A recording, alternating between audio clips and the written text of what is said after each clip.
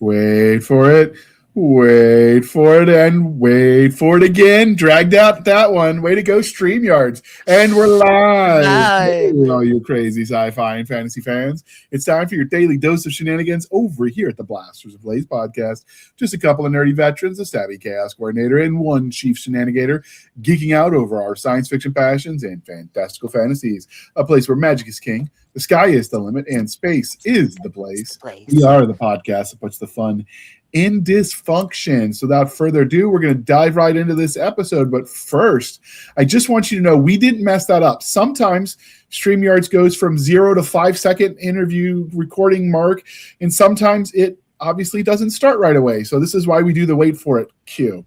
All right. So it's not just me being weird. We're trying to wait for it to actually start.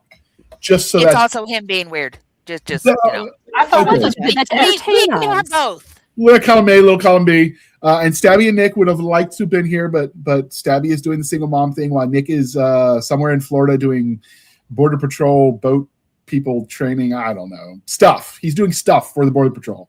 So he couldn't make it. And we did a test yesterday, and unfortunately, the Wi-Fi at his hotel is just not up to snuff. And so, unless you want to do like the robot thing where it's like a 20-second like delay from when I speak to when he hears it, and then it could be like a bad dub video on some of those old martial arts movies. Let's not do that. Yeah, so he unfortunately, because he likes this topic. In fact, he was one of the ones that suggested it. So instead, we're going to let our guests introduce themselves to our listeners and viewers at home, starting with Madam Chloe Garner, first of her line. First of my line. Hi, I am Chloe Garner, authoress of various science fiction, fantasy, urban fantasy, paranormal, a little bit of horror, a little bit of Western, a little bit of a lot of other things, but big sprawling universes and lots of characters and lots of world building going on over in this corner. When I went to a convention once, they were doing a writing thing, and they said you could write horror in as little as a paragraph and make it really pop. And whoever could do it the shortest, this was RavenCon in 2015, back when it was still in Williamsburg, and whoever could write the shortest one and make it scary wins. And so mine was the shortest, and I won. I got a cookie, actually, a literal cookie. It was chocolate chip. It was delicious. Mine was The IRS Called. That was my whole story. I won. The horror. So what kind of horror have you written? I didn't know you did. I know about the fantasy stuff. We've talked about it, but yeah, no, the horror goes way on back, and I wouldn't have characterized it as horror. I would have called it a dark urban fantasy. But I had early readers who told me that they put the book in the freezer so it wouldn't get them when they went to bed. Oh, That's horror. So I think it crosses the line. When I say a little bit of horror, it's not that there's a small quantity of it. It's that it's not intended to be horror. It just is terrifying sometimes.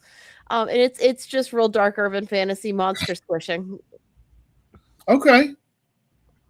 That'll do it. Is that under your name as Chloe, or Chloe, is that? yes, it is. That's actually my first series. Okay. Yeah, no, I hung a character by his ankles to drain the blood because they were going to try and resurrect him. You know, like As one does. Yeah. Urban fantasy has a lot of close neighbors, and I think there's definitely some horror aspects that play nice with urban fantasy. Yeah, that one. Okay. Demons are bad. Indeed. Unless you're talking about like Josh Whedon's version of demons, and then they just have really good hair products. Romantasy Lauren, demons are a anyway. completely different breed. Demons are bad.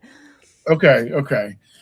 I've seen some where Lilith is a demon, but she was kind of cool. So they made her a maternal demon. Like she was kind of cool. Yeah, and sometimes she was Adam's first girlfriend, whatever. The mythology sprawls in every possible direction. The horror for me is dread suspense. Do you have dread suspense, or is it just scary? And I didn't think that I was sitting in the middle of dread suspense, but the freezer comment reevaluated things for me. That's fair. All right. The lady of the evening, who is the lady knitting her life away. It's not knitting, it's crochet. Yeah, but that didn't sound as cool. We have this conversation almost every time. No, not every time, but very frequently. It's a single hook. It's crochet. But that Go didn't ahead. sound as cool, and I never get it straight in my head because I'm gonna blame the TBI, but realistically, I probably wouldn't have remembered before either. So it's a guy thing. Yeah. You're gonna lean into the "I'm a boy, I can't remember." That is not true, by the way, sir. Anyway, I'm Jana S. Brown. I am the chief shenanigator around here, which means I get to give JR a whole lot of crap, and it's fun that way. I am an author. I have multiple pen names. There are many of me running around, but the ones that are most appropriate to this particular podcast are Jana S. Brown and Jenna Ray. I write the weird and the wonderful, often with smoochies. So, like Madam Chloe, that means there's a lot of dabbling going on. And I want to be Chloe when I grow up because she's awesome. So if I can't use the boy thing, can I use the I got blowed up once thing? I'll give you the got blowed up once thing, but you can't use it every time. You got to come up with better excuses, man. Okay, all right. Next we have Miss S.L. Linton. Hi, I'm S.L. Linton. I'm total train wreck in my brain, right there. I write a little of everything too. I hang it all under the umbrella of speculative fiction. So I write a little bit fantasy, a little bit of, I guess, urban fantasy, and some horror and some sci-fi, and all of it is on my Substack, The Forgotten Library. And yeah, that's me. I write fiction at odd angles. That's what it says on my business cards. My business cards, it says fiction at odd angles. Do people actually do business cards still? Is that still a thing? Absolutely. They're perfect for writers' conferences. Yeah. Oh, okay. You don't use them for readers very often, but writers' conferences are great. Yeah, I knew somebody who did their business cards like a bookmark, which I thought was freaking brilliant. Okay. I'll allow it. Next, we have Madam Terry K. Job, the lady of many voices. Hey, I'm back, everybody. Yeah, Terry K. Job, novice author of various genres, narrator, and just all around looking for a good time. Resident nerd. We'll throw that in there. There you go. Yes. There you go. Yes, do we need to get to a light, Terry? Because especially lately, you're always in a very, very dark place, and it's like the monster in the closet is Terry because She's we the see her Phantom hiding of the in the podcast. shadows. Oh, now she has a title. The Phantom of the Podcast. There we go. She's just I am in a closet. She's living her noir life, okay? She's just living her best noir life. Oh, there is that, but I like the Phantom of the Closet. Okay. I'm going to have to write that down now. I really should start writing these nicknames down when I give them people because I never remember. That is the head injury, and my memory is Swiss cheese. All right, so I'll allow it. So because this is a panel, we are not going to do the standard religion question. We're just going to go to the most important one. We are civilized human beings here at the Blasters Relays podcast. We are no longer knuckle-dragging troglodytes. So coffee or tea, and what are you drinking this winter, Madam Chloe? I have discovered tea. I have been looking for a tea that I would drink for many, many, many years. And it comes with a whole bunch of cane sugar and it's blackberry flavored, but it's kombucha and it's awesome. It makes me very happy. But tonight I'm drinking Coke and Propel because I am standard tonight. You know what's really good when it comes with sugar with tea is German rock sugar. It tastes delicious. It's like little treats. I will suggest, however, if you are traveling, don't have it in your carry-on. TSA will think wrong things. Just saying, it looks like it might be a different kind of rock, but it tastes delicious. So I risked it and I lost. I had to buy more when I got to the other end. Oh, harsh. And because of the way it's makeup, I don't know what's different about German rock sugar versus just regular sugar, but it blends in so well when you stir it. It just melts really easy. So it's just perfect for like hot beverages. So when I'm making hot tea or hot coffee, I like to have that sometimes. But it's worked really well in teas, which is why I was thinking about it. So, all right, Jana, what flavor of Dirty Dr. Pepper are you drinking today? Well, let's see. First of all, I will agree with you about the rock sugar, though the stuff that we get is Belgium. And I have no idea if there's a difference between the Belgium and the German. It's just that we get it in 2-pound bags from Amazon, and it's awesome. So it is delicious, and I do that with passion fruit tea sometimes. But I do love my Dr. Pepper. However, we've had somebody on from Wisconsin before. This is Sprecher's. Sprecher's makes really, really nice sodas, and this is a very low-calorie cream soda that is delicious, and it's fairly expensive out here in Utah, and so I don't get it very often. And today has been a really, really stupid day, and so I'm drinking one of my precious cream sodas. We save it for special occasions because that's how I roll. Apparently there is a difference, but it comes down to the molecular level. And I did a quick Grok check because I use Grok like Google, and it's 27 paragraphs long explaining it. And I'm not doing that to you guys, dear listener. I will just say there is a difference, but it's minimal enough that most people can't tell the difference. Between rock sugar and standard sugar, or between Belgian and German rock sugars? Between Belgium rock sugar and German rock sugar. I couldn't find that one. The rock sugar looks like it's just got a bunch of molasses in it, which I'm down for. Yeah, there's more molasses in it, and like JR says, it melts really, really smoothly, and you do get a nice flavor to it. It's not as cloyingly sweet. So Now, that got I'm me very fond of thinking. I've heard the expression all my life because, I grew up with farm folk is, you're slower than molasses. But I don't think I've ever had molasses. Is that something people still cook with, or is that like an old time? Oh, yes. Oh, yeah. No, molasses is Candy. amazing. You make candy with it. You make ginger snaps. The very best ginger snaps have it in it. You can make it. There's molasses that goes into tarts. It goes into breads. It goes into really good pecan pie. Has a little bit of molasses in it. So, yeah, I get blackstrap molasses by the gallon. They're these big glass gallons because that's the way that it has to be. And yes, and you pour it out and it glugs out very, very slowly. And the colder it is, the slower it glugs. And when my son was working for the post office, somebody had sent one of those glass gallon jugs through the post. And one of his buddies picks up the box to move it, and the bottom of the box broke open and it hit the floor and just spread molasses from heck to breakfast. So it's on the floor and it's sticky, and it's on the mail and it's sticky, and it's everywhere and it's sticky. And he says, and his buddy's just standing there holding this broken box going, what happened? Because it was just like a mini molasses flood. That's what happened. Exactly. So it is still used. It is not as common, but it is still used. There's no coming back from that. You just burn the building down and start over. It's like a spider was in there or something. Racks of mail, and you go, can you imagine getting the mail that's got marks on it? Because they had to put it all into plastic bags with one of those little things that says something happened at the mail and we're very, very sorry, but here you go. And it was just this whole rack of stuff all had to be labeled and dealt with, and it was separated one from the next. Can you imagine? Like, you're going to be like an someone's being all archaeological, like they're channeling their inner Indiana Jones to like break this apart to read their letters. I remember when glass, because remember it shattered a glass jar, and so some of it the molasses kind of held together, but other stuff it's really, really thick glass, so it kind of fractures on multiple planes. So you're also trying to do all of this with glass shards everywhere.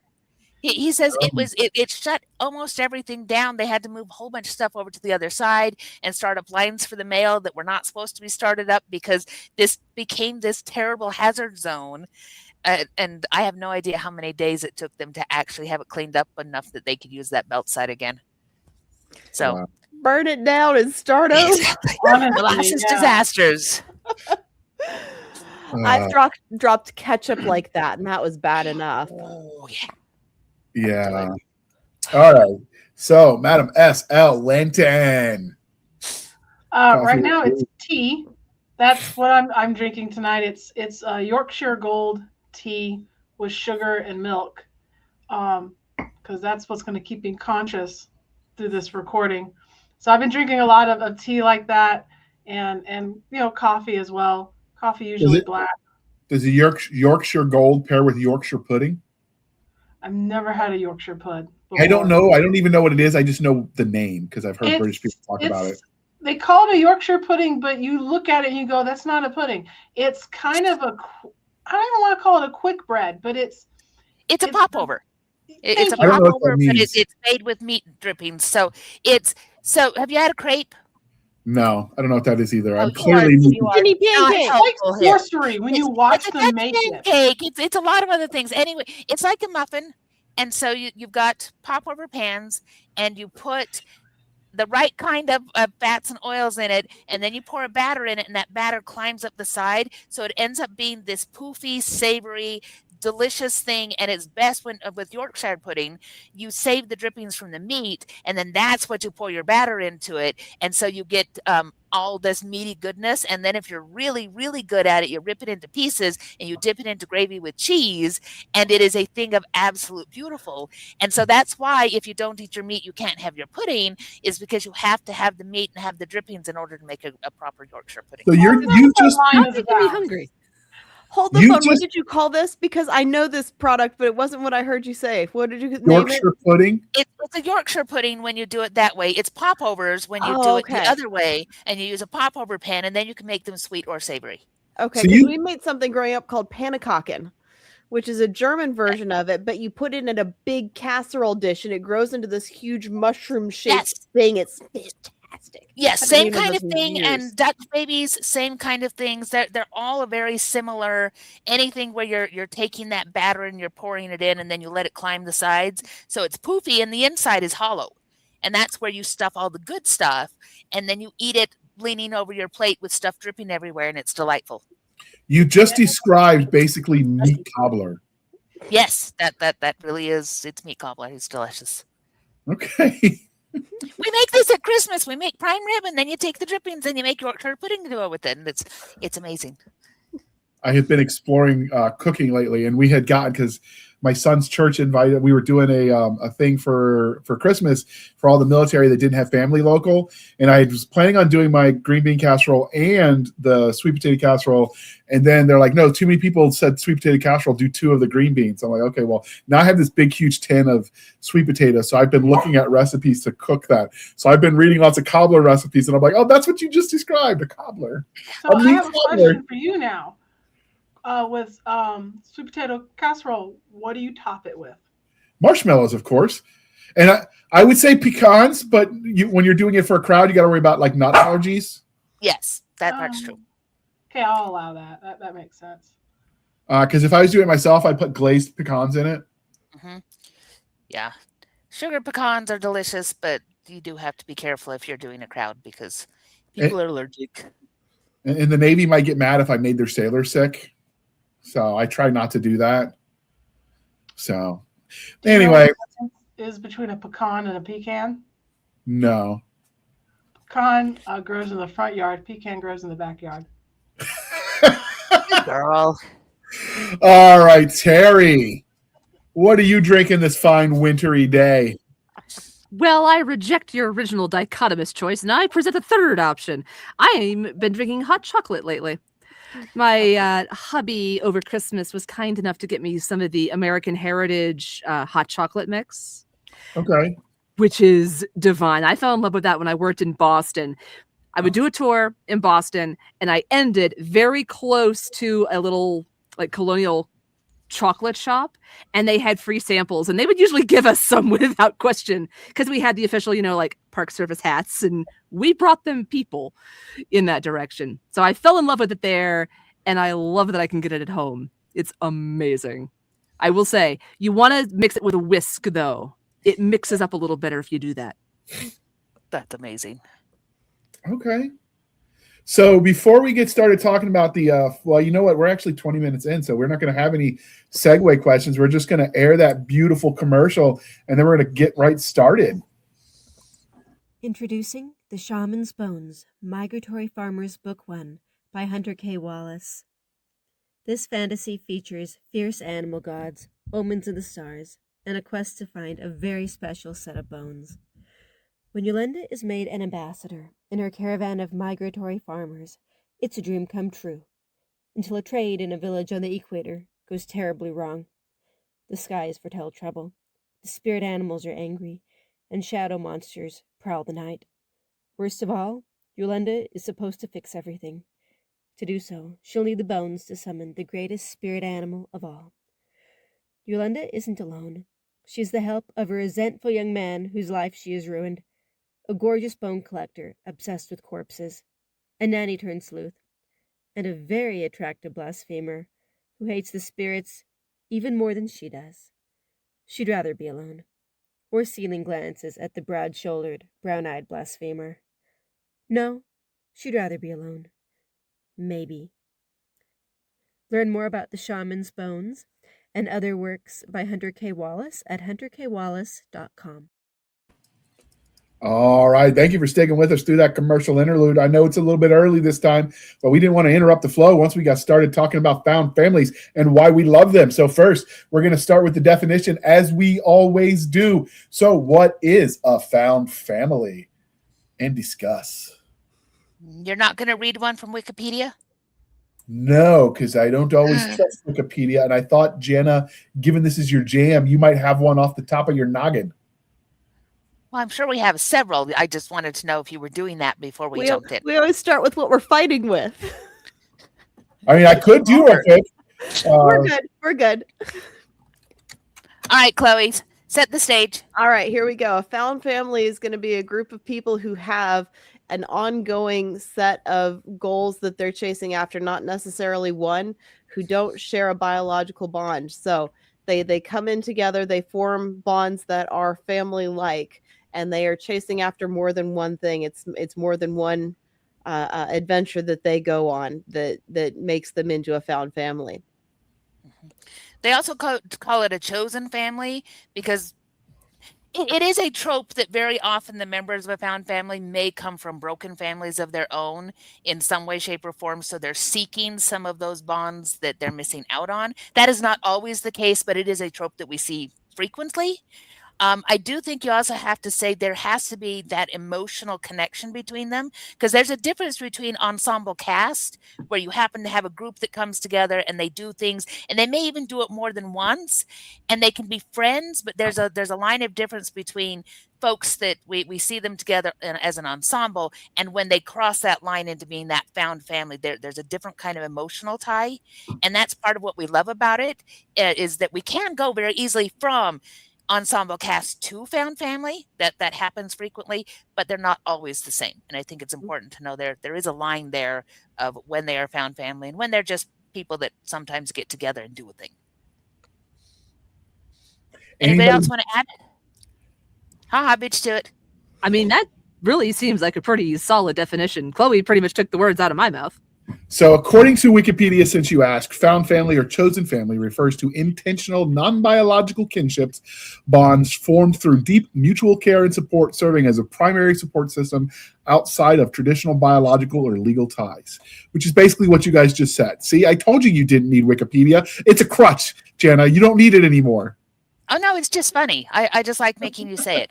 But the other thing that I will add to this, because now I'm thinking about the definition, is that we do sometimes see parts of biological families within a found family. So, for example, if we go to Firefly, that crew is definitely a found family. It's a really, really fun one. But we do have a married couple, and we do have a brother and a sister. And so you do get sometimes these other functions of biological family that will then be within the found family, but that's different than having something where it's the entire family. And suddenly my mind's blanking, so the ones I'm coming up with are like old 80s shows like Family Ties and 80s stuff. The Peter Pan, the Lost Boys had some actual siblings and cousins in the Lost Boys. Were real but the whole group wasn't related. Biological. So, well, first off, now that we've defined what a found family is, what makes them popular as a trope? I think it's because I think it's something that's happening sort of in real life sometimes, or something that people long for because they might not feel close to their family, or they've moved away from their family and they feel kind of adrift and they long for that. So when they see it in media, they gravitate towards it. And I think it also appeals to that feeling of you're kind of stuck with what you're born into, and it's not people you generally would choose, because I certainly have family members like that. And you just want to choose your own family. And I think that's where the appeal comes in. I would definitely agree that it's that, for me, it's that element of choice. And maybe it's not a conscious decision that the one character has looked for necessarily, but something might happen in the story that, oh, I'm having this bad experience and now these people have supported me. Wait, where the heck was my biological family during all that? That didn't happen. So, okay, let's stick with these people and see what happens. It's being able to choose to do that is nice. Because you're right. A lot of us do have those odd family members that maybe we wish we didn't.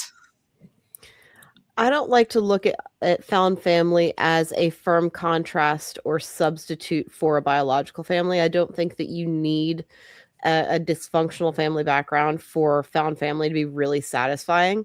I think that part of it in an American context, I can't speak for other less nomadic type cultures, but in an American culture where having grandparents that lived in the same city as you is really uncommon, it feels like a nostalgia for a thing that maybe never even existed. I can't prove that it did, but this culture and this community that you fit into in a really tight knit and familiar way, where your friends are that important to you and that ongoing to you, rather than being nomadic parts of your life who come in for a few years and go again.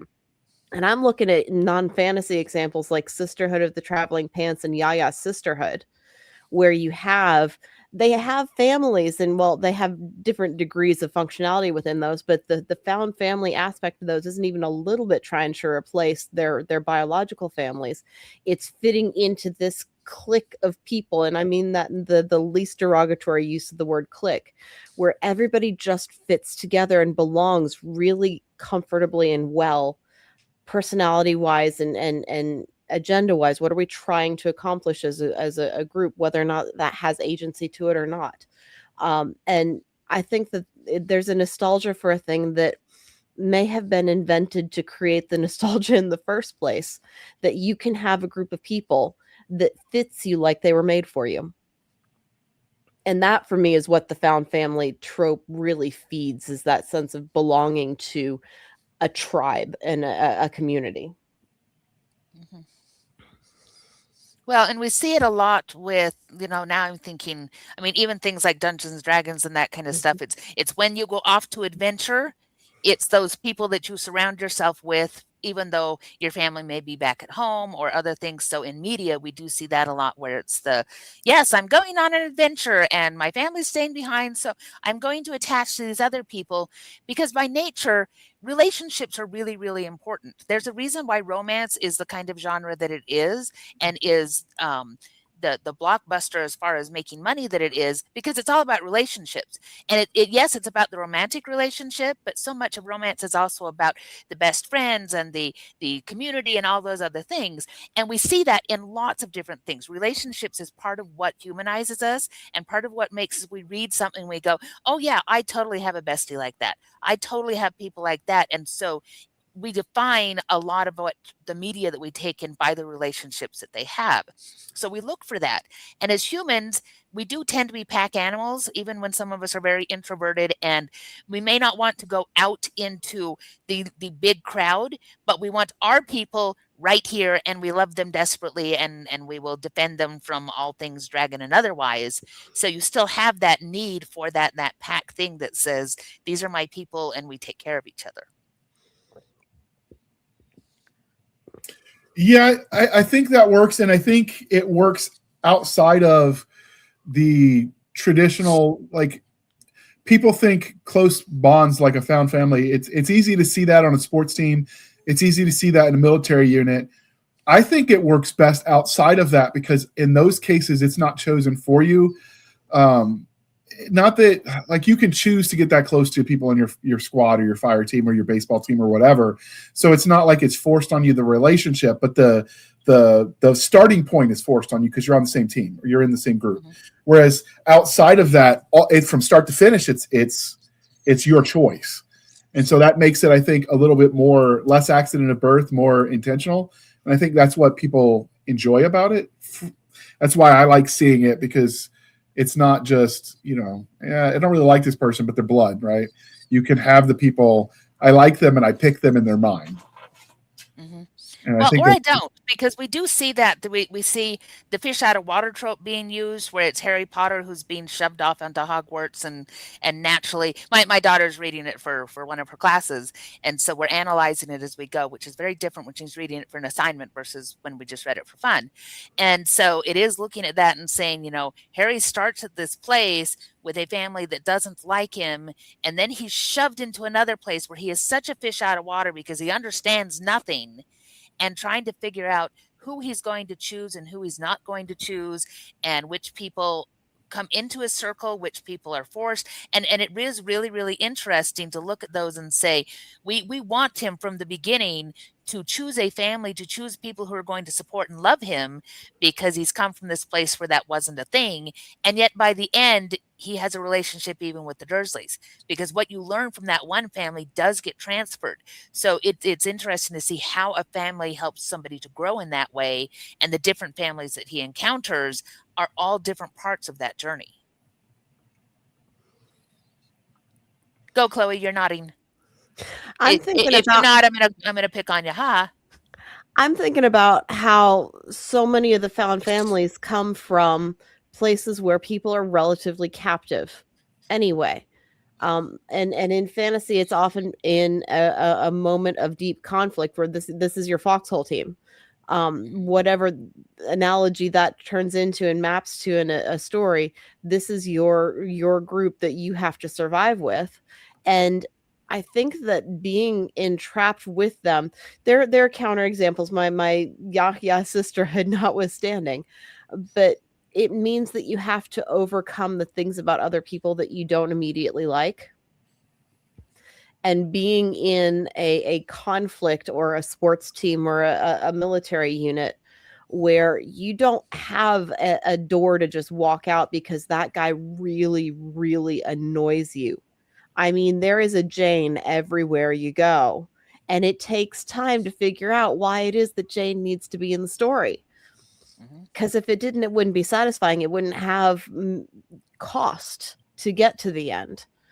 And so the trope or the plot hack of trapping everybody together may be part of the reason that the found family has so much power to it at its conclusion, because you've overcome so many things that these were not necessarily natively your people at the beginning, but through trial and through conflict, we've forged something that has real value.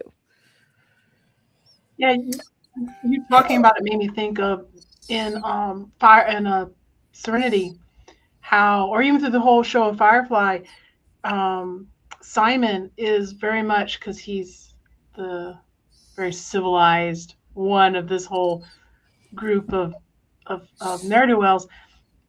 But one of the big plot points, one of the big things that happens in the movie is Simon and River get accepted as real family. Like Mal says, you are part of my crew. And it's completes the arc that began in the very beginning, where they learn to love each other.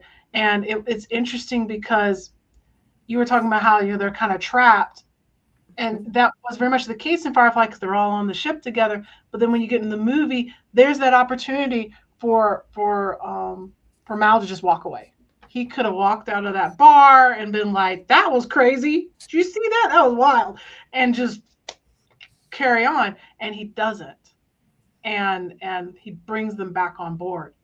So that was what was bouncing around my head as you were talking about that, about how sometimes you see a little bit of, I don't know if it's the reverse or something, but there was trap, and then they're like, no, come and be trapped with us. I don't know where I'm going with that now. But, yeah. That works.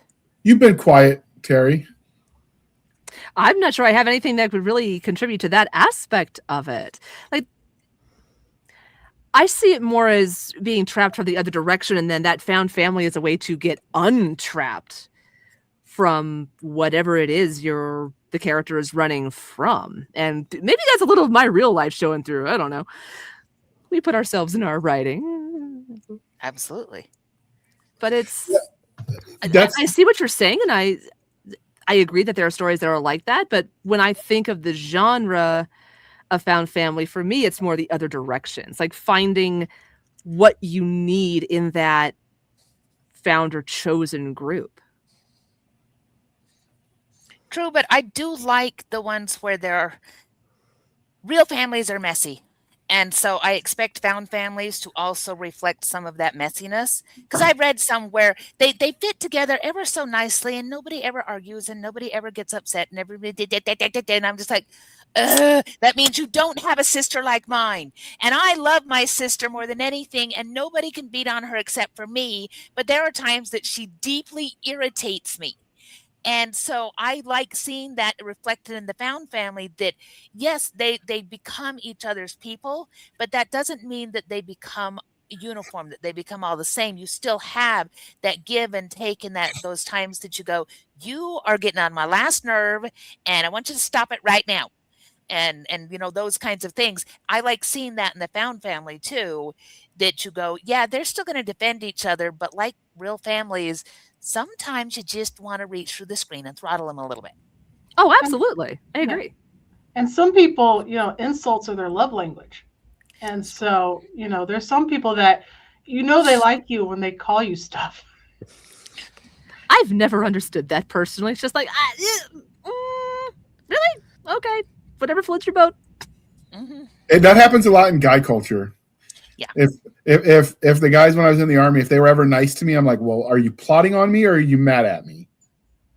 What have I done and what are you about to do? Right. Now, if they said, hey, F face, like then I'm like, okay, it's just another day. But obviously I'm trying not to say what they would say because none of that is all of that is rude, crude, and socially unacceptable. But I think one of the reasons I like the concept of found family that I don't think I necessarily even thought about before the Army is I had several guys I served with that joined the Army specifically to find a family because they grew up in the foster care system, and some of their experiences made me realize how lucky I was with my family situation because they were abused in the system that they were taken to get out of their abusive biological system. And so like they joined the military looking for normality, which says a lot, I think, because that's kind of not the most normal place to be. And so I started thinking about that, like what that means to someone who's never had a family, or at least not a functioning one, to go out intentionally looking for one. And so ever since then, I've just kind of been drawn to that because it reminds me of the friends that I lost. But I think that's also true. Like the Goonies was a found family, and everybody I know loved that movie growing up, right? Like they go on adventures together. They weren't related by blood, but they were as much brothers as, you would be with your biological kin. And they had each other's back when the weird guy was chasing them. And so I think it speaks to that for people that don't have that, or at least don't have that close to them. Because, in military families, you move around a lot. There are people I know that worked various jobs that had their family traveling, which means they're not near extended family, even though that's a healthy family. They just weren't close by. Yeah. And so I think there's room for that too. You guys a lot of times we see found families that feel like they are misfits or fringe of society folks that come together to give each other that support. Now, whether they actually are is sometimes a matter of perception, because they look at it and they say, well, we feel like misfits. And you go, no, you're just dumb kids and all kids are like this. But they feel it intensely anyway. And so that's part of what brings them together. We are all nerds together. This is how so many D&D groups start, is we have encountered each other. We are all tremendous nerds. And especially back before, because D&D and role-playing games and that kind of thing have really become a socially acceptable thing. When I started, many moons ago, me and Moses, way back when, it was not. That was not a thing that other people did. It was the strange thing that you 5 weirdos did after school. And it was not socially acceptable. And we clung together because we all loved the same non-socially acceptable thing. And you started to develop those friendships and those bonds because you're doing the non-socially acceptable. You like the thing that other people don't. You feel like you're a misfit. That's the beginnings for a lot of found families, is that they're the people that are out on those fringes and they may as well band together because nobody else is going to help them. So we've used some examples, and I went back to my childhood with the Goonies, but you did mention there's a distinction between an ensemble cast or an ensemble group and a found family. So giving, the 80s another peek through the way back lens, would you consider the Breakfast Club, where they're all in detention together, are they a found family or just an ensemble cast that happens to be populating the same library together for a while? I would say ensemble. I don't think they're found family. It's one arc. They have to survive more than one plot arc to be a found family. Yep. And the way they leave it, they all walk out in different directions. See, that wasn't in our original definition about more than one arc together. Yes, it was. Chloe mentioned it. Chloe mentioned that they had ongoing things together. Okay. Because when you just bring a cast together and you do one thing and you go, and this is why in movies, if you have a movie that doesn't have multiple parts to it, sometimes the found family thing, you can see the beginnings of it. You can see that there's the heart of a found family there, but it may not actually ever develop, because if you only got just the one movie, you don't know what they do after that. The original Avengers was like that. They came together, they defeated the big thing, they all went separate directions. They don't really become a found family until several movies later that we have seen them continually. They come back to these people, they come back to these struggles. That's where the found family comes out. In the first one, they're an ensemble. They came together. They did something great. And then Steve rides off on his motorcycle and Natasha gets in the car and they disperse. And that's why you can start with one and become the other. Very rarely are you ever going to start with a found family and become an ensemble arc. Well, I mean, you're talking about if they meet up in the movie or the book or whatever and go forward, you have to have that arc. But you could always set it up where they've had a history together and you just jump in media res and still have a found family and a one-off. Mm-hmm. You can. It's harder to sell to the audience because the audience didn't live that with them. So you have to convince the audience that those relationships exist. Now, there's stuff that does that. I'm trying to think very quickly off the top of my mind where we have places that just jump in. And I know we do. Chloe's going to help me come up with something. How I Met Your Mother might make that list. Yeah. How I Met Your Mother would do it. And that 70s show has that going on too. Mm-hmm. So we can, but those we're talking television where we're able to go through over the course of many episodes to show that even though we started with them together, they've earned it. I don't know of many where if we haven't just a single thing. Go. Dog Soldiers. Yes. Oh, okay. Dog Soldiers. Because the whole setup of like the first, after the prologue scene when we, the campers get mauled, but afterwards, the whole first couple scenes is just setting them up as found family because you have all the banter and the one guy who's pissed off because he missing the football match, and they're all the other dude who forgets his watch and the sergeant who gives him his, and it's just all that banter and the talking back and forth sets up for the fact that they're found family, that they're a family unit. And it's nothing really, there's no big flashbacks, it's all through dialogue and how they're interacting with each other. So go ahead, Chloe. Mission Impossible. I got it. Oh, Mission Impossible starts with the found family and ends with the ensemble. It does. Yeah. It does. It totally does that because they break the ensemble at the end and they leave. Mm-hmm. So do you guys have a favorite found family in literature? I'm going to go back to, I mentioned the Goonies because I freaking love that movie. Do you guys, or the group at Red Dawn? Neither one of those are literature. Those are both movies. Lord of the Rings. I win. You got to it first. It's true. But those were foundational for me. I would say the Bridge to Terabithia were kind of a found family, but then the thing happened with the water thing happened. I don't want to spoil it. So I don't know if that counts because the thing happened. All the sad things. I blocked Bridge to Terabithia from my mind because it traumatized. I read the book.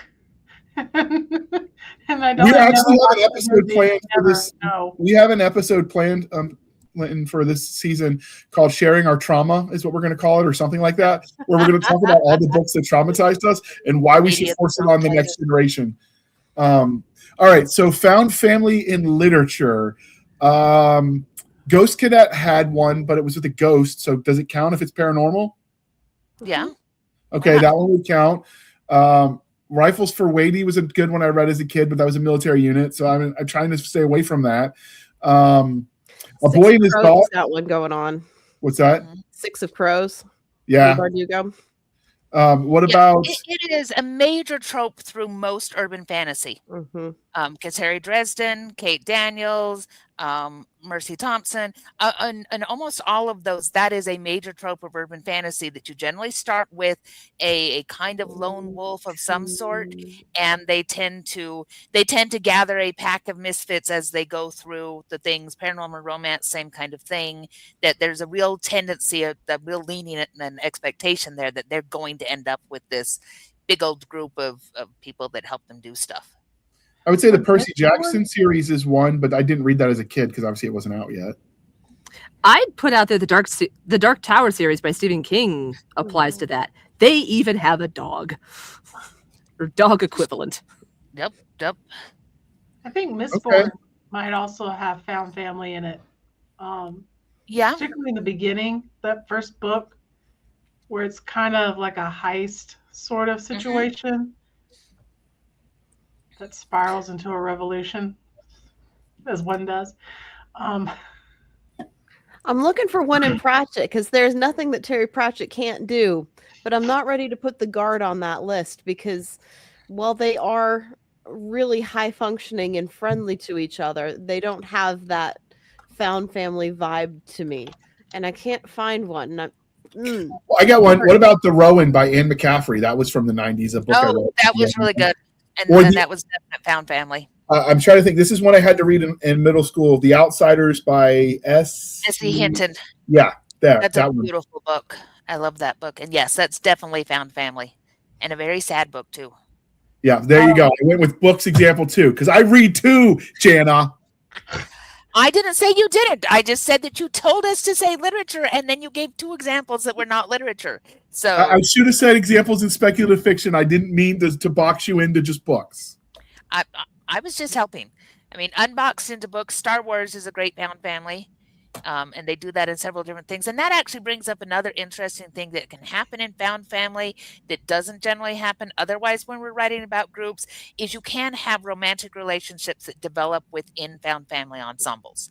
And that happens frequently, and we have to be really careful about doing that in biological families because in many places it's illegal and it's weird.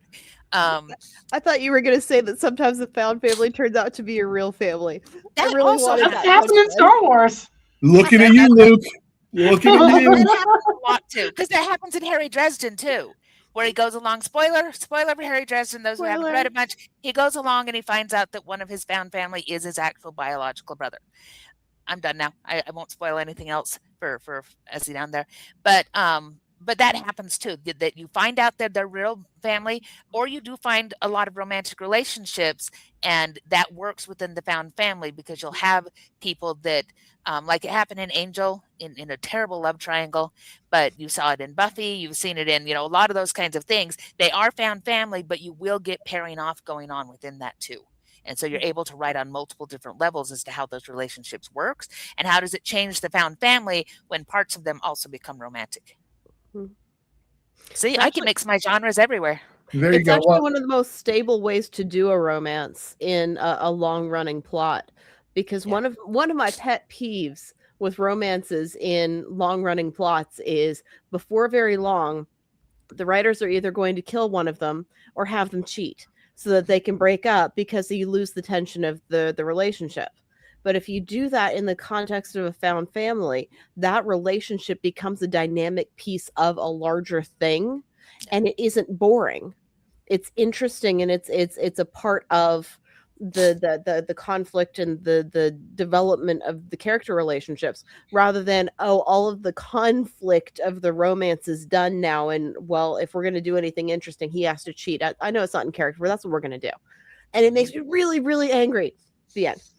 No, I agree. And the other nice thing you put there is that when you're writing a romance within that, you are allowed to develop it beyond, okay, the romance, they're together now. And a lot of romance books, the trope is they get to the end and they're happily ever after, they're happily for now or whatever. And that's kind of the end of it. But when you're dealing with romances within found family, then you can say, because there's all these other things that are also part of that developing relationship, you keep developing the romance. So you develop them as a couple. You develop them, what happens when kids come along, what happens when various other things happen, and you keep going. I just did a reread on the Kate Daniels series, which is one of my favorites, and they're together as a couple really solidly by about book 4. By book 3, you know they're going to get together. By book 4, they're together, and it's a 10-book arc. And by book 10, they have a 13-month-old running around. And it adds to the book in kind of an amazingly funny way, because here they are trying to deal with all the paranormal trouble, and there's a dragon coming and all of this, that, and the other. And their little boy is running around going, naked, naked, naked. And to have that aspect of family life and of their romance going, we never have sex anymore because there's a 13-month-old bouncing on our bed yelling naked, naked, naked. That's so real to what romance is as it continues beyond that first blush. And you're right, doing it in found family lets you keep that tension and those different levels without somebody saying, well, we need a brand new romance, and so obviously somebody has to die or break up or whatever. So that is brilliant. I love it. I have written a romance where I killed off one of the main characters just because she was annoying. So I am sympathetic. I did get hate mail for that one, but the series ended, so I don't have to worry about any future hate mail. But so, Terry, you have been a little bit quiet, and I do value your opinion. So do you have examples of your favorite found family in any format from speculative fiction? Well, I already threw out the Dark Tower. I know, but I want more from you, Terry. So needy. Which is why I'm here. Sometimes the wit works, sometimes it doesn't. The other one that came to mind when you said that before, we locked down into literature was actually The Labyrinth from the 19th. Oh, yeah. Good one. Yeah, because she finds all these creatures in the maze, and then by the end of it, it's like, oh, hey, I want you here. I need you here. It's like, yeah, we're still here. What are you talking about? So that's another one that I've really enjoyed. I also just like that movie. So good choice. And that's interesting because it's not just that she collects as she goes along, as she is, but she's doing it while she's trying to get her half brother back. Yeah. Her biological family. So there's mixing of the two. Yeah. Yeah. Do you have any other favorites, Linton? I don't know if y'all are familiar with this book, but Simon R. Green's Blue Moon Rising, which I haven't read in a while. Yeah. And that one's interesting because it's also that same idea of going through something you're collecting along the way. I think they pick up a dragon at one point that's a friend. And so that one, that pops to mind. And that also has the romance that buds in the midst of the found family. See, now that I've been asked, I can't think of any others other than that. I know, right? So you mentioned dragon. Would you consider Pete's dragon, the relationship between Pete and the dragon, to be found family? Because there is, speculation that's just his imagination and the dragon isn't really there. Who? Pete's dragon? Well, he also ends up with the new aunt and her father, and so he ends up with a complete family there. So there's definitely a found family aspect there. And that's what I was going to say, but I don't think that it's with the dragon. And I'm on Team Dragon is real. Okay. I have sort of a contrast between a found family, which has a broader set of relationship dynamics, and an adoption, where I adopt you as my person and we are together. That's not a family scale relationship dynamic. It is, I've adopted this person, and it becomes a buddy thing. It's a buddy film. It's a buddy trope. It's a dog and his boy, except the Because where it becomes found family for me is that he becomes family with the lighthouse keepers. But that's that progresses over the course of that film. But you're right, in the beginning, it's a boy and his dog, a boy and his dragon. What about, okay, so these are shows that I watched because, and I think Annie at least is a book as well, but I watched because I have sisters growing up.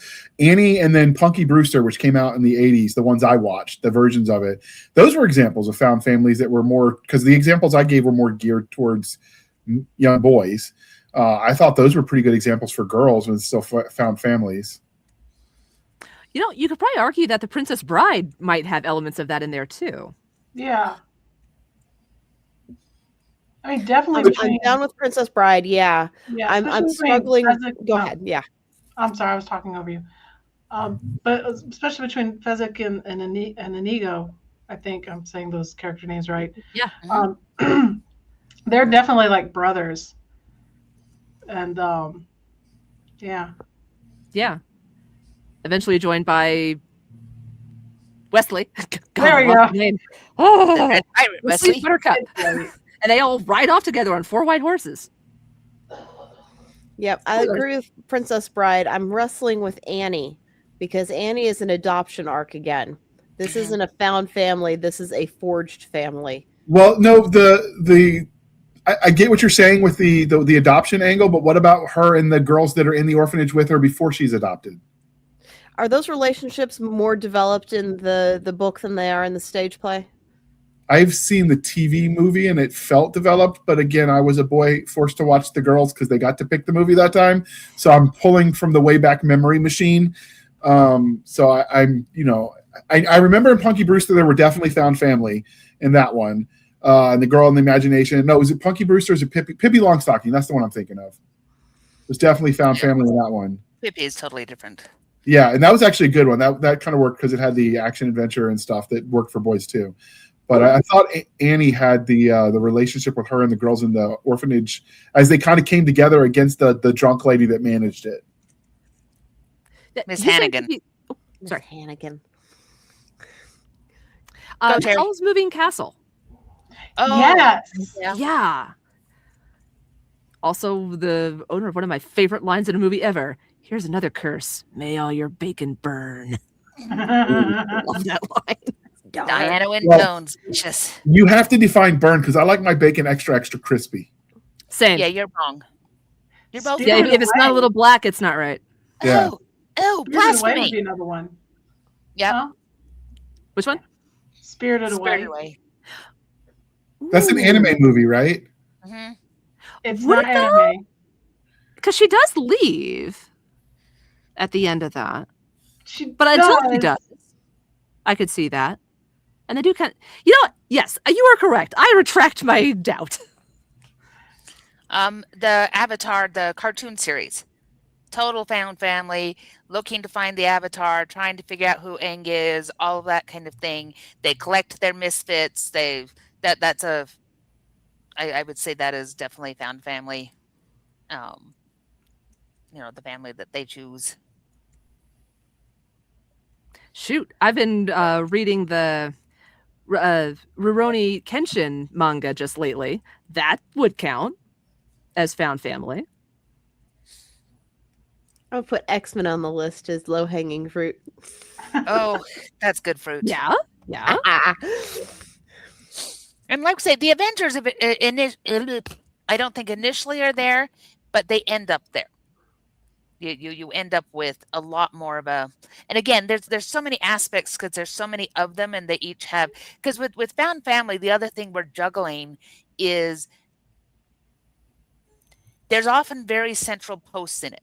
So like if you say this is Harry Dresden, it's a found family, but it kind of rotates around him. Mal is kind of a central post of Firefly. So they each have different things, But the more individual they are, the more they have their own plot that they want to drive, I think the harder it is for that found family to stay really, really solid. And I'm just coming up with this theory as I'm talking about it, so feel free to correct me if I'm wrong.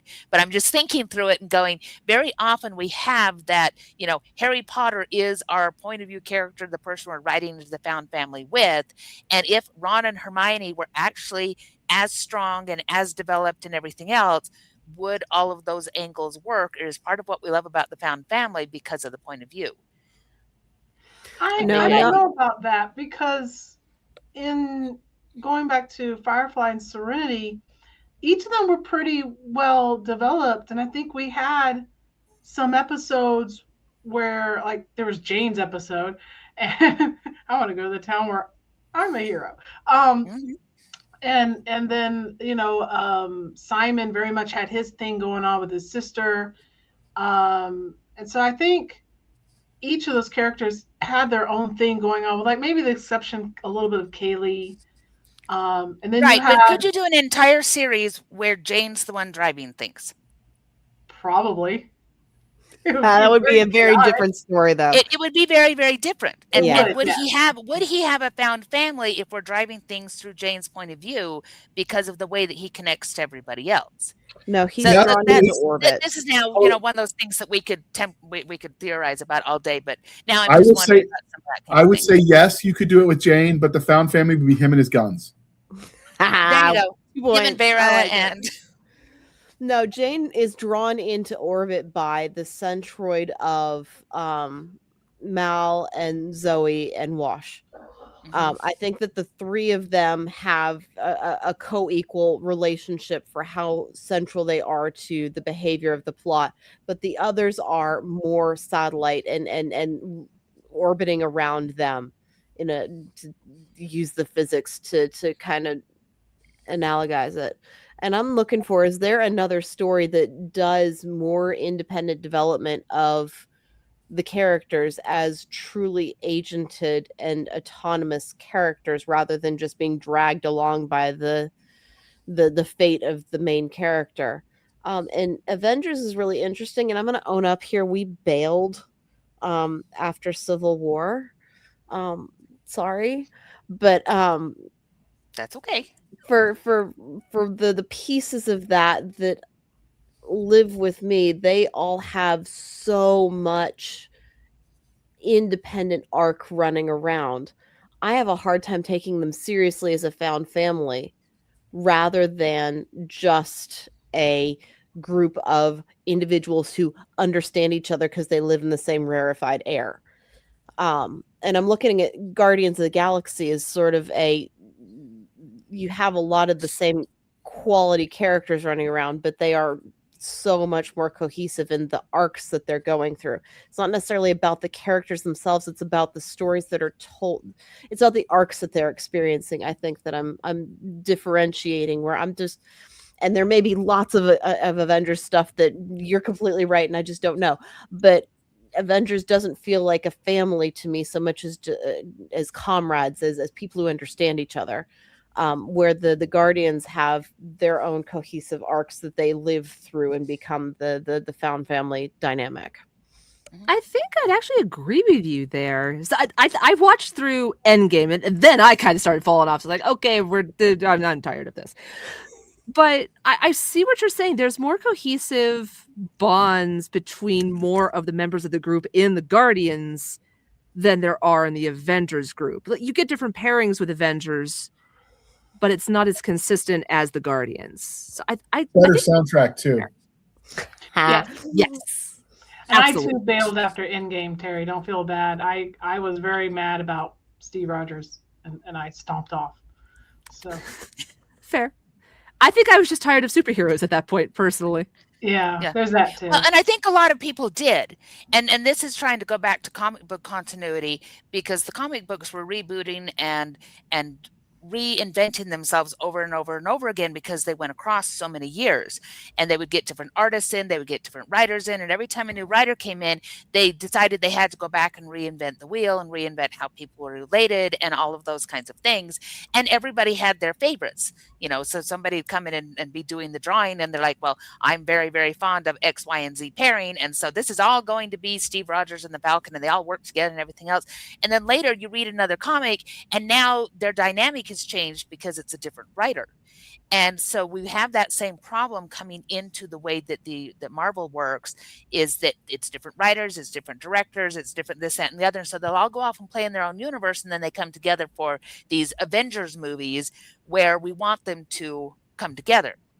And the actors in that first arc through Endgame did a good enough job that you believed that a lot of them had that cohesion there, and that they were developing. Natasha talks about it in Black Widow, where she tells her sister that, I have to go and save my other family. So you can see that that was at least what the writers were going for. Whether or not they're totally successful, totally arguable, but that's where they were going for, was that they had that. And I think at least good hints of it comes out, but maybe it's not entirely successful, and it's definitely not after that. Once we lose Tony and stuff happens, all that stuff happens, the rest of it afterwards has never cohesed again, which is why they're having so many problems at the box office. And now I am off that particular soapbox. I'm stepping down. I'm drinking my soda. So is there anything, like, we've talked about what we like, we've described what a found family is there anything that you look for you individually in a found family that makes it really pop for you? I think it's those moments where the found family helps another character push through whatever challenge they're experiencing from, their own personal backstories. And just seeing that support, that even if they don't necessarily all like each other or get along all the time, they're there for each other. Okay. Leighton? I like looking for that ease of personhood is the phrase that's coming to mind, but where you can just be yourself. There's no need to be guarded. There's no need to, I can't say this because I'll hurt that person's squishy feelings. I can just be myself, and they know I don't mean to hurt them, and I don't mean to offend or anything, and they just accept me. Of course, nobody wants somebody to be a jerk, but you know how it is in a family where, it's that banter, that ability to, let's say person A stomps in and they're having a really rotten day and they're biting everybody's heads off, and person B just knows the one thing to say that makes that person laugh or relax or whatever. And just sort of that ease and that familiarity, I guess, is what I'm trying to get at. Okay. Chloe? Yeah. No, I wish that I could attribute it, and I should go Google it real fast, but I'm not going to cheat and do that. But I think it was C.S. Lewis was talking about when one of his inner circle died. He realized that he was never going to be the person again that man had known, because everybody in his inner circle had he had a different personality with them than he did with anybody else. And they brought out pieces of him that he hadn't known were there before he had that relationship with them. And the significance of that relationship was a loss of his own self when they died. And I think that dynamic of the people here bring out parts of each other that nobody involved, including themselves, knew were there before the relationship existed, it's down deep in the bedrock of what a found family is it creates people out of you that you didn't even know about. That's how significant they are to each other and to you. Okay. Jana? Amen. Okay. No, I mean we've had really good things here, and I've talked a whole lot. So I will just say I like the aspects that it brings out. That it stretches the characters, it makes them work hard, and it makes them really think about who and what they're willing to sacrifice for. And I like those aspects. I like, as far as the makeup, I like what you said, Jenna, earlier, where they have that family dynamic where it's not just Stepford wife kind of dynamic, where they seem to be real people with real disagreements sometimes. That makes it feel more lived in. And so when I look for them, I look for that, giving each other grief, playing jokes on each other, whatever the case may be. But I also like that it can be, so like one of the problems people have with YA, for example, is they always fridge the parents. Like the easy solution is, who's going to let a 15-year-old kid go do the thing? Oh, we'll just kill their parents. Well, sometimes the found family is a solution to how are these people doing these things absent supervision, for various reasons, because they have the supervision of their found family. They're not alone. And it can add plausibility to stories that are otherwise implausible, I think, by giving them that support structure outside of the family who, for whatever reason, are stage left.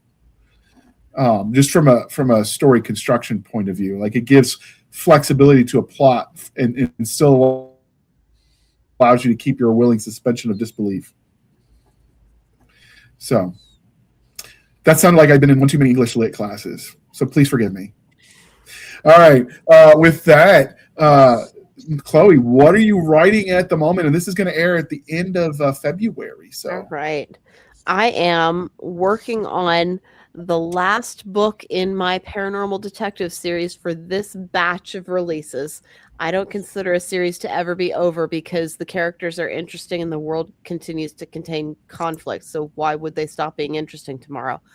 But I am going to move on to other characters and other plots after this one. So I am wrapping that up and getting those released and out into the world. All right. And how might we stalk you? I mean, find you on the wild interwebs? You can find me at chloegarner.com if you're looking for essay length work on stuff that I'm working on and stuff that I'm thinking about. You can sign up for my newsletters if all you want to know is when books are out and when I've got sales going on. And if you want to hang out with me as an actual human being, my Facebook group is my favorite place in the whole world. Outstanding. And she has a lot of good memes you can steal. I mean, liberate, borrow. Be sure to leave a like if you do steal them. This is the way. You can't just steal the meme. You have to give it a thumbs up as on the way out the door. All right. Miss S.L. Linton, what are you writing at the moment? And then how might we stalk you on the wild interwebs? I am currently getting ready to rewrite an epic fantasy series that I never finished, that I started like a decade ago. Or more, technically more. And I'm currently working on the very beginnings of that. So, and I also am writing things for my Substack and for submission and whatnot. So I'm mostly my brain is on this epic fantasy that I'm trying to work on. But you can find me at theforgottenlibrary.substack.com. I do have a website, sllinton.com, which just points you back to my Substack. But yeah, that's where I'm at. All right. And Terry, what are you dictating, writing, or whatever project you've got at the moment? Currently, I am narrating a urban fantasy for a regular author, shall we say. I'm also working on some edits for my own fantasy story and jotting down ideas of how the heck to get my urban fantasy to work. And I need to figure out what the heck my antagonist is doing and what their win condition is. So trying to figure that out. Once I do, I want to get into that world so bad. Okay. All right. And this is the part, dear listener, where I remind you to please be kind and speak your mind. Jana, they already know you. You're linked in the social medias. We tell them every week. You're a co-host. Yeah, but I didn't even get to say what I was working on. What is she writing? I want to know. Oh, wait. Okay. I haven't been here in a while. Rude, JR. I have been voted off the island by the ladies. You should know That's better, right. really. Team Yes, Estrogen has said no, sir. I'm writing stuff. Yes, you can find my links on the links for the show notes because I'm there now. Finally, in season 6, after months and months and months, JR has finally put my links there. But you can find me over at opalkingdompress.com. By the end of February, I will be sending out the acceptance and rejections for the next Opal Kingdom anthology, which is Tentacles and Tides. And then there's one right on the tail that Terry's crossing her fingers because I already have a story from her, and I can't tell you whether I read it or not, even though I totally have. But you'll have to wait and see. Anyway, so that's coming out, and then beyond that is going to be Sand and Storm, which will be about desert creatures. So we have at least 2 of those coming out. In my own stuff, I am within spitting distance of finishing the first Diana McDonough novel. I have done multiple short stories with her that are published all over the place, and due to both popular demand and the fact that I love writing her, I am finally getting her novels out, and so I am hoping to get a whole grundle of those out this year because she is one of my favorite characters, and it is time. She must go into the sunlight, and okay, she fights vampires and other things, so it's probably not into the sunlight, but she is time. It's going to happen. And I'm writing Reboot with JR every time that we get an opportunity. That is our military lit RPG fantasy, and that is turning out very fun, and I think people are going to like it, and hopefully we will get that finished hopefully in the first quarter. Every time we start making progress, life happens, but we just keep on keeping on because what else are you going to do? So that is obviously what I am writing. Writing that one and slow rolling because I write slow these days. Although I've tried a new routine. So I talked to the neurologist because the brain fog was slowing me down, and he suggested I invert my writing schedule. So I was writing when I'd get up, and then I'd go to the gym before the end of the evening so I'd sleep well. He says, try going to the gym, doing your exercising in the morning, and then writing, and it's worked. So I have like less brain fog.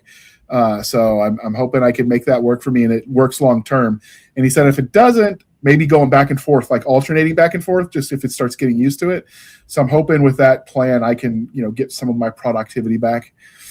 Working around the head injury, you just got to do what you got to do.